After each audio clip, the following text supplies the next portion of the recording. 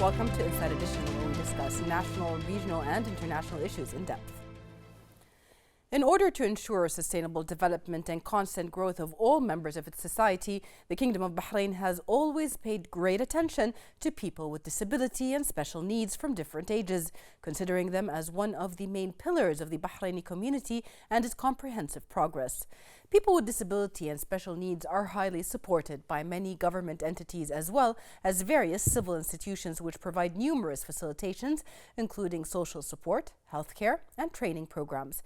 Bahrain Association for Intellectual Disability and Autism is one of those leading institutions. Since its establishment in 1992, it has been providing rehabilitative, educational, training, and recreational services for children with special needs and their families. To know more about that, we are pleased to be joined by the Deputy Chairman of Bahrain Association for Intellectual Disability and Autism, Dr. Ahmed Al Ansari. Welcome back. Joining me here in the studio is the Deputy Chairman of Bahrain Association for Intellectual Disability and Autism, Dr. Ahmed Al Ansari. Welcome to the show. Yeah, thank you very much. First off, Doctor, thank you for making time to be with us today and to talk about this very important subject. As we've said before the show a little bit, you are a man that wears many hats in different areas of mental health. But today, autism, intellectual disability has had a spotlight shown in it because of the progress Bahrain is doing towards people with these disabilities and children specifically to integrate them into society. So can you give us an idea about intellectual disability and autism, as well as the importance of understanding how to diagnose and how to deal with them? It's a pleasure for me to be with you today. Thank you very much for the invitation. Well, first I think I will talk about what's autism so that the viewer will understand what we are talking about, and also the intellectual disabilities. The autism usually occurs in children, young children below 3 years of age, and they usually present with either no language, or if they have language, they don't use it for communication. They cannot relate with other children, and their interaction with their parents also is limited. In addition to that, they have like a limited area of interest and repeated either ideas or movement. So that's the autism. On the other hand, the intellectual disability, actually there is like a drop or a lowering of skills in the 5 major areas of development. Yes. For example, like cognition, the language, the movement, the self-help, and the social aspect. Right. They behave at a lower age, but they can communicate according to their developmental level. That's what makes the difference between autism and intellectual disabilities. They are almost of similar prevalence. The autism, there is an increase in autism all over the world. Yeah. Now it reached, for example, the United States as 1.4%. We don't have an accurate prevalence here in Bahrain, but I think we go with the worldwide accepted figures. Yeah. For the intellectual disability, they are around 1% as well. Yeah. So you're talking about 3% of the children population. So this is really an important element, important statistic, and it's an important group of children that they need attention and focus and help. Yeah. When we talk about intellectual disability and autism, there is a wide array of things that come to mind when you're a parent, but in the medical field, we know for a fact that it's a long process to even diagnose these kind of disabilities, because a lot of them can be related to environmental behaviors or to family behaviors, and sometimes it is a diagnosis, a straight diagnosis. How important is it to have early intervention, especially with children? Yeah, for the diagnosis, for the intellectual disability is a bit easier and take shorter time, because there are instruments that have been developed over the years. Yeah. You know, the interest in autism came late compared with the ID, intellectual disabilities. So we do general intelligence test, and it is equivalent for younger children. For younger children, we don't say it's intelligence test. We call it developmental assay. Yes. So it doesn't really take long time. But for autism, it's all over the world. I'm not talking about here in Bahrain. But all over the world, it takes time because it is done by multidisciplinary teams of specialists. And you know how busy they are, so they get an appointment and they have to go from one specialist to another, and so on. Here in Bahrain, we were creative to some extent. We did something called the Arabic protocol for autism, and that we shortened the period. But by the time they come to the clinic, we admit them to the daycare program, and it takes a week, between 3 to 5 working days. We complete the whole assessment, and we have a good liaison with Salmania Medical Center, so with the neurology there, so they can do their part. So it is a little bit quick. To give you an example on how long the diagnosis, for example, in the United States, it takes between 3 to 6 months. Yes. Because it's they do sophisticated tests. We also here we do MRI and we do CT scan and whatever blood tests. Even we have blood tests. We send them abroad for documentation. So it takes time. We have a little bit of problem with the waiting list, but we try also to overcome that by dividing them into different routes of diagnosis. It is also inexpensive, and alhamdulillah, here the government take over the cost. Otherwise, many families, they cannot afford it. You are talking about thousands of dollars or pound. Definitely. To do the whole assessment in countries that depends on the insurance alone. Definitely. One of the things while researching about autism within our region, specifically in Bahrain, is that the tests used for the behavioral analysis and intelligent analysis, some of them were actually translated into Arabic because of the cultural environment of the children and so on. Is that part of perfecting testing within our region or diagnosing faster? Yeah, we worked on it maybe for the last 20 years to translate and validate these tests in the clinic. As you know, we have the child psychiatric unit in the psychiatry hospital, which is part of Ministry of Health and was part of Salmania Medical Center. And now they're more independent, autonomous now. Yes. Yeah. And there is the central clinic for all autism diagnosis in Bahrain. We have a specialized service, multidisciplinary, and they do the work in a short period. We are proud of it, actually, because it helps the families to go to one place, and you do it there at the same time, and it's cost free for the nationals. That's amazing, and as you should be. I mean, it's a very big achievement. Well, now after talking about autism and about ID specifically, can you tell us about the establishment of the Bahrain Association for Intellectual Disability and Autism, in addition to its main mission and its visions? The Bahrain Association for Intellectual Disability and Autism was established in 1992 by a group of very motivated person, male and female, in the island, in the kingdom. They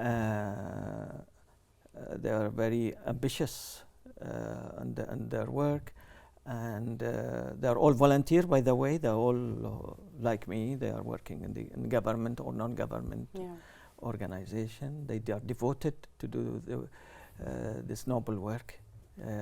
Many of them, they have been doing it for 30 years. Now this year we have been in operation for 30 years.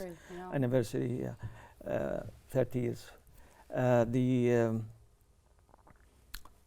We started our work at that time for the intellectual disabilities, we started the Al Wafa Center in 1994. Okay. And then the Ministry of Work and Social Development, they wanted a body that will take care of autism in Bahrain because there were no services. Okay. So we, in the society, we decided to take that over, and we started training staffs, and then them to Kuwait, to Tunisia, to Jordan, and we have the nucleus, you can say, of trained people to do that. We started the first organized services for autism in Bahrain in 1997. Okay. Yeah, and I think we were the second after Kuwait in the Gulf region. That's amazing, a long history there and a lot of studying, education behind it. Yeah. Yeah. Then the ball rolled over and it's expanded. So we started with younger age, then we started with adolescent, and now with adult as well. And we are continuing doing that job. Yes. Well, when we talk about the society, can you tell us about the society's structure and the stages of development? You mentioned a little bit. You started with children, then adolescents, then adults. But how did that merging come, or how did that switch come? The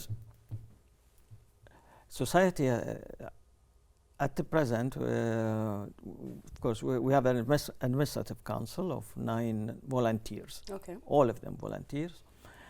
And we have 3 centers and 2 projects.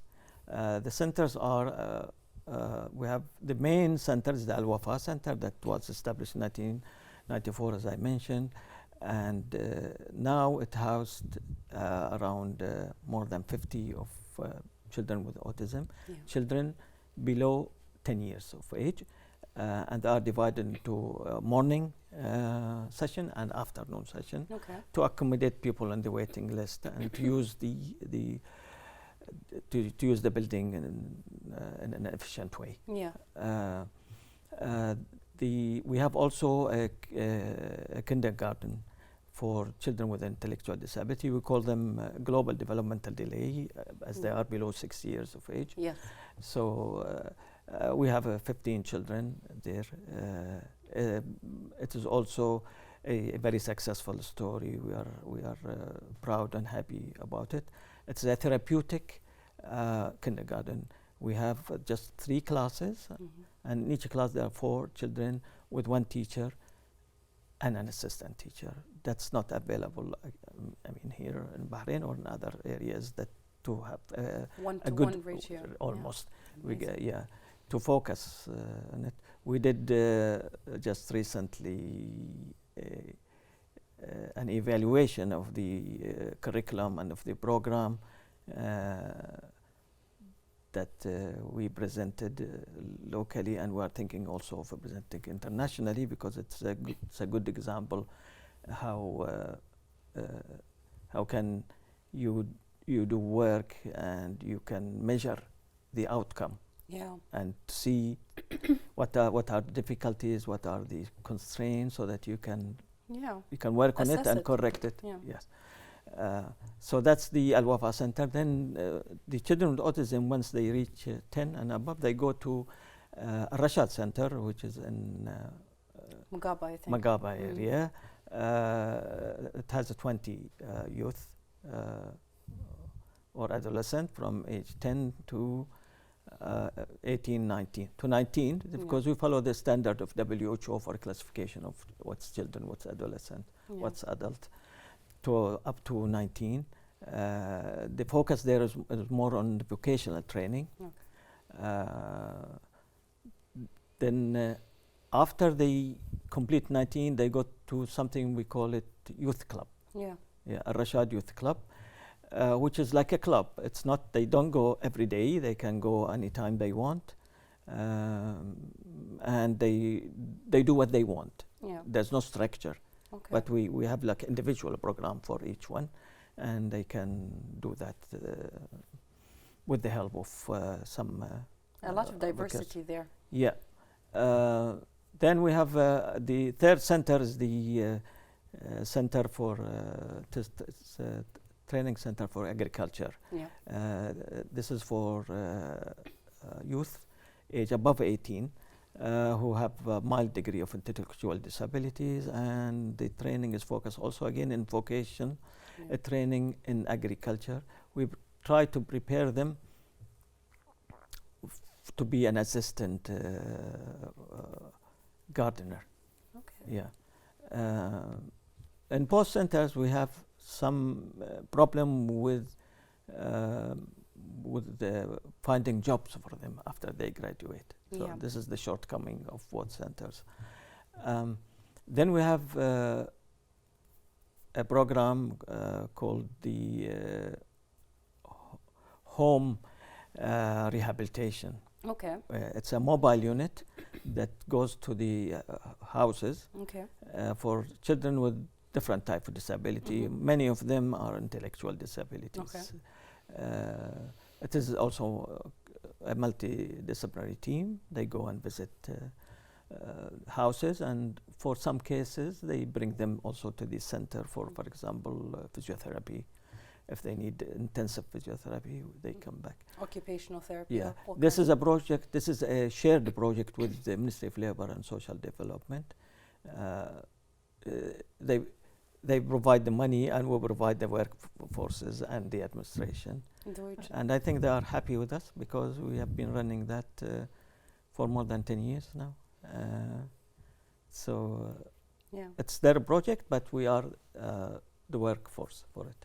When we talk about cooperation, I mean, you've mentioned the Ministry of Labor and Social Development, the psychiatric hospital, the Ministry of Health. There are different institutions that come in together in order to support projects and societies and associations such as the ID and Autism Association. What can you tell us about how you value these kind of cooperations? Should there be more of them? What would you like to see in the future more? We do as well a project with other non-government organization. We did some work with the Al Amal Institute to help them with their project for inclusion of autism in their program because they had some people on their waiting list. So we worked with them there, and also we receive we call them student, but they are not student. They are the graduate study from Arabian Gulf University and the Department of Autism and Intellectual Disability. They do their training in our center. And we have an agreement with the university that we train them every year there. We are also part of the Bahraini Union for the Disabled with others organizations as well. We are open for any shared work with any people. We also we got psychiatry resident who are in the child unit to rotate in our centers. In the future, I think we should do more because this is something that actually the Ministry of Labor and Social Development they always put it as a criteria that how much you are part of the whole work, the whole volunteer work in the kingdom. Exactly. When we come to look at the roles played in the association, we see that the legislative branch of the government actually plays a pivotal role and gives a priority to support people with intellectual disability and autism. How do you value that kind of support from the legislative authorities? We value it very much. I think the government, under the wise leadership of His Majesty King Hamad and His Highness the Crown Prince, through their ideas in the government and through, of course, their their tools in the government, like Ministry of Labor and Social Development. They helped us a lot, and they do a lot for the community, as I'm talking, not just our society. For example, they have this 2 hours rest, they call it, or for mothers and fathers as well, for children with disabilities, that they can use it. There's also the financial aids they give them to autism and to intellectual disability and other disability as well, according to certain criteria. And they are looking to actually increasing the amount as well for that they paid monthly. We in our society, maybe people that don't know, the autism program we have, whether it is in Al Wafa Center or in Al Rasha Center, is financed by the government by 80%. Yeah. And without their financial support, we could not do this program that I'm talking about. And we depend on it to pay the salary for the teachers. For the research that you guys do as well, and a lot of things. For everything, they pay 80%, and we raise funds for the other 20%. Well, alhamdulillah, we are. It's amazing the progress that happens in this area.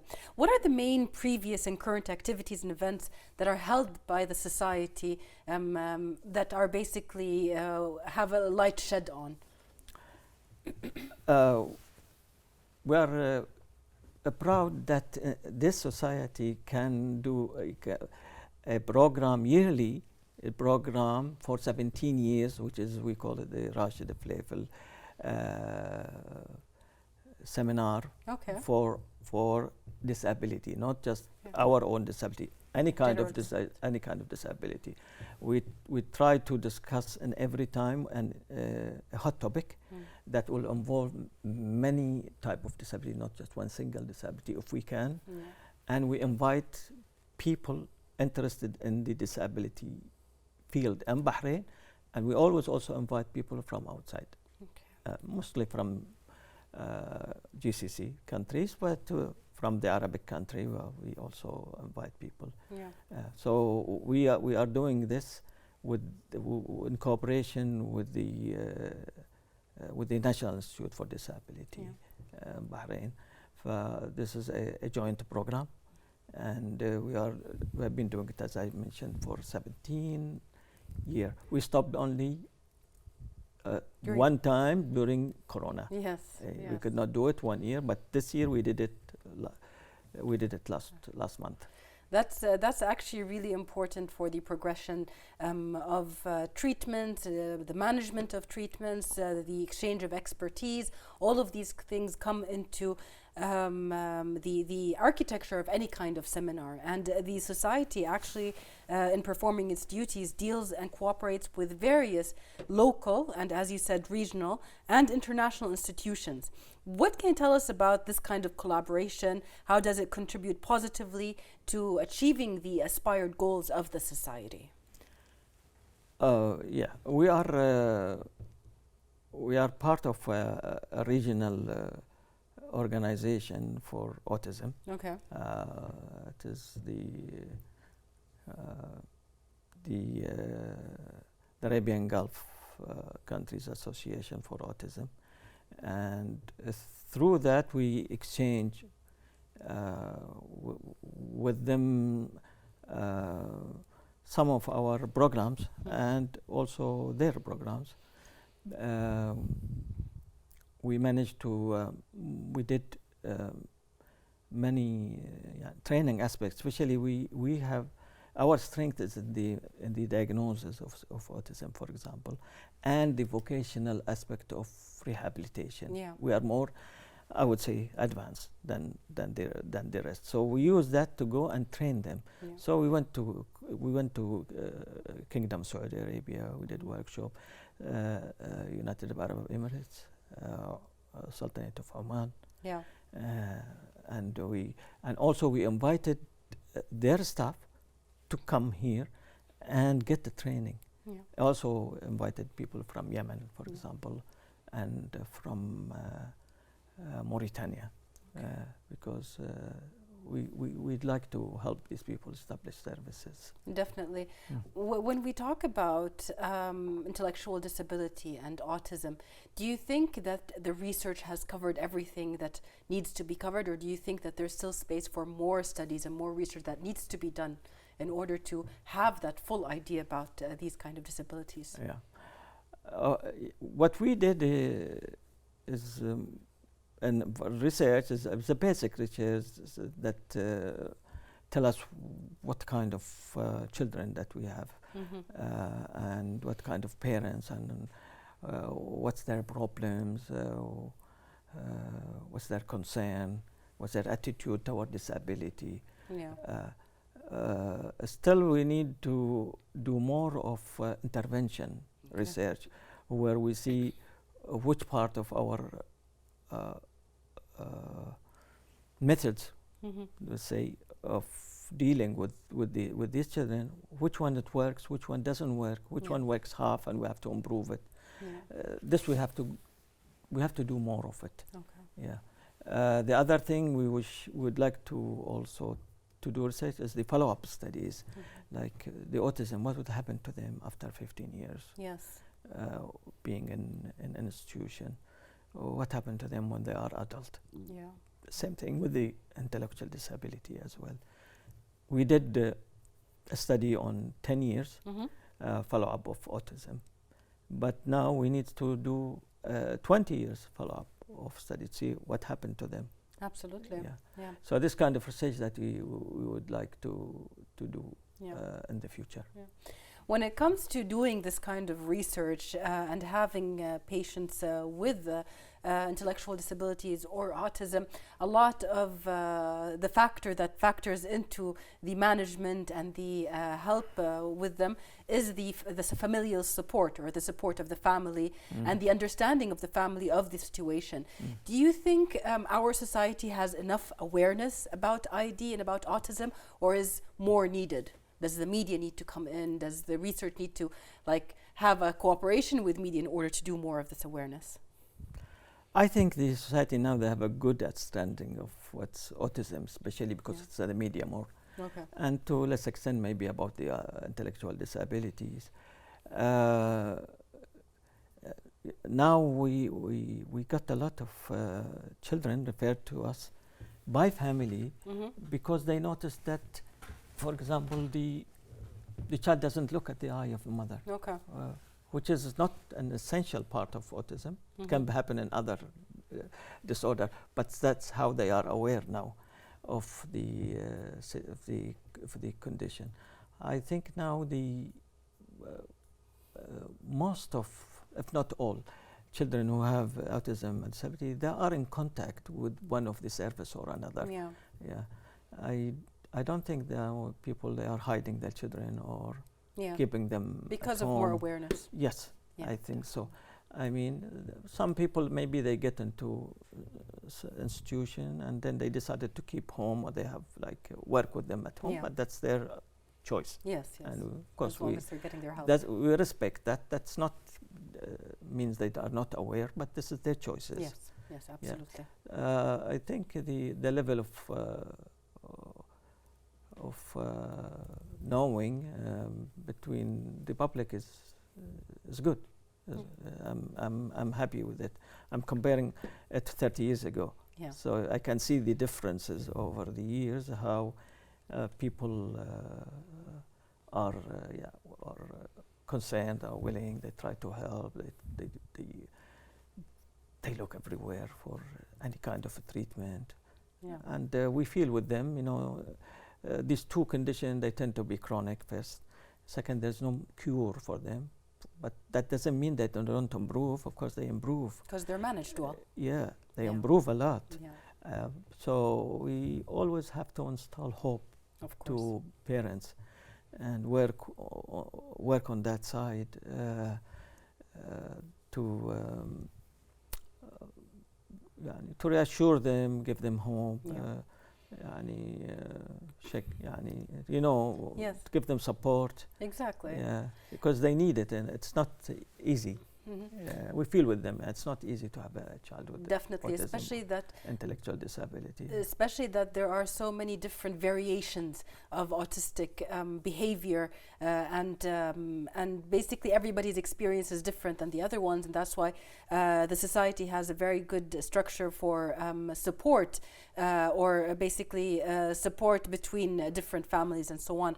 My next question to you is, how did social media, from your point of view, help in spreading this kind of awareness? Do you feel there is more research by people about autism in the region, trying to find classes, trying to find help? Do you feel social media helped in that kind of aspect? Yes, I think the social media, whether it is newspaper or TV, Instagram, they have been very active on that, and I would say Bahrain TV, they have a session with us in 1997 when we established our small program, and it has a good impact on spreading what's autism in the country that early on. That's amazing. Yeah, at that time we have only 11 children, and we have a rent house in Issa town with the three bedroom. We converted into class and we started it. And to our surprise, like in the first month or 2 months, the TV themselves, they called us and they said we would like to have a complete session on autism. And they came, they took also shots and photograph and everything. They did their work. National TV. Yes. Yeah, it's important in spreading that kind of news. Right. Well, how can the field research contribute to the progress of successful dealing with intellectual disability and autism? What can you tell us about your efforts along with other specialists in this regard specifically? Yeah. We did a study comparing the mother mental health of children with autism and mother of children with diabetes, first type, young children, and the community, mother of children who don't have any neurodevelopmental issues. Okay. What we found that soon after the diagnosis, few months of diagnosis, the mother of autism, they have a higher level of depression than the two groups. The mother of diabetic children, they have high anxiety compared with mother with autism.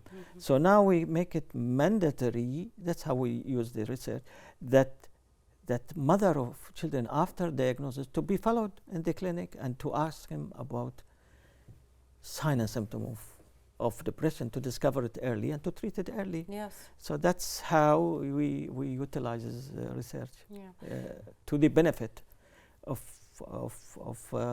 families. Yeah.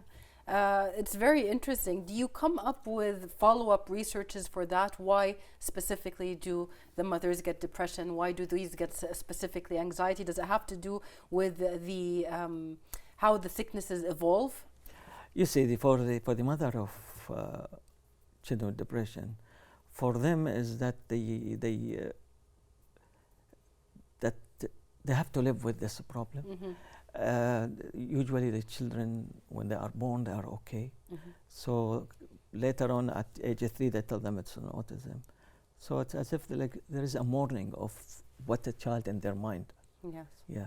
And they have to now accept that fact. It takes a long period to work with these difficult issues. Yes. Okay. For the mother of diabetes, no, they are worried about the blood sugar. Yes. And they have to test the blood sugar. Maybe continuously, more than once a day. If not with a pump and checking the phone all the time. Right. So they are always in a state of anxiety and panic. Yeah, that's what would going to happen. And also they're always worried about that their children they will get low blood sugar and they get convulsion or they will get a problem for that. So this is different issues. Yeah. Understood. Yeah. Some are lethal even, so that's why the fear is there. So they want them to pass this stage so Mm-hmm. that they will later adjust and develop normally. Absolutely. Yeah. Yeah. So this is the difference between the two groups. Absolutely. Well, after years of dedicated efforts, what are the main accomplished achievements that you see the society maintains and even basically continuously succeeds in? Good question. As you know, as I mentioned, that the same group that works with the society, they are continue with it. So that we feel it's our baby that becomes adolescent and now become adult. So we have to keep that going on. So our main interest now is that these people who have these children who become an adult, what's going to happen to them later on? What can we provide with them? We tried many ways of encouraging others to hire them, and we are not successful. So I think one of the projects we are thinking now, with the help of people in society that they can finance it, is to have like a sheltered workshop where our children, we bring work to them. We are not sending them to work, but we will bring work to them. They can do the task under supervision, and they will pay it for it. They will feel they are working. They go every day to work. This is one thing. The other thing we notice is that our center is centrally located, but there are certain areas they have problem with transport. We always ask people our client who use our service, what are the difficulties they have. A lot of them, they say it is the transport. Yeah. So we found that the most of the centers for autism are located in the main island, which is Bahrain Island. Yes. And for example, Muharraq Island, it is not there. Only one center there, and small one. Right. So we are now in a process of establishing Al Wafa Center number 2. Yes.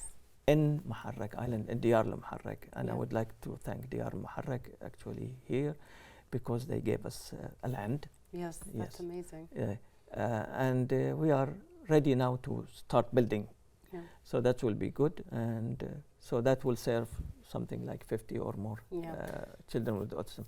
The last one is issue that we are working on it now for 2 years, is to obtain the ISO 009, I think it's called, for administration. We want to improve our administration to make it work like any international organization. More standardized. Yes. Actually, just to bring it closer to the viewers, how important all of these facts are. You mentioned from the beginning that the team that works with the students or the patients with autism or with intellectual disability are a multidisciplinary team. So you have the medical team, you have the nurses, you have the doctors, you have the researchers, you have the occupational therapists, the speech therapists. It's a very big team that dedicate their daily lives to working with people with autism. Do you feel like we need more of these occupations or these basically career paths in Bahrain to be trained more in quantity? I mean, we have a lot of trained ones, but do we need more of these people to work with the students? Yes, I think there should be a strategy and training institution in Bahrain to provide the country with these rare specialities, mostly the clinical psychologist, the speech therapist, occupational therapist, music therapist, art therapist, name it. This is rare. I'm not talking about Bahrain. It's rare all over. Yes. But there should be a quota for them and the training project, and whether it's Ministry of Health, Ministry of Education, universities, whatever, they should do that. The other thing is we should also work on the public to raise raise attention about the values of voluntary work. Yes. We are now in the society, we are at the end of our career, and we need a new blood. We are looking around.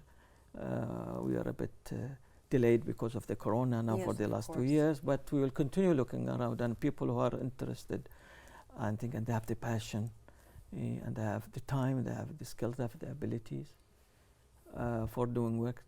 Why not to come forward? Definitely. Come forward and register. We'll be happy to have them and to train them and be with us in the same boat. Hopefully this show will help shed the light. We will be mentioning the society's address and everything in order for people to know where they can go in order to apply for voluntary work, even if it's a few hours a week. Every kind of help works, or every kind of work helps within this kind of field. And they will learn from the people already there. And it is for everybody. It's for national and for residents in Bahrain. Absolutely. Well, my final question to you, what are the future plans and the upcoming projects that are being prepared currently by the society?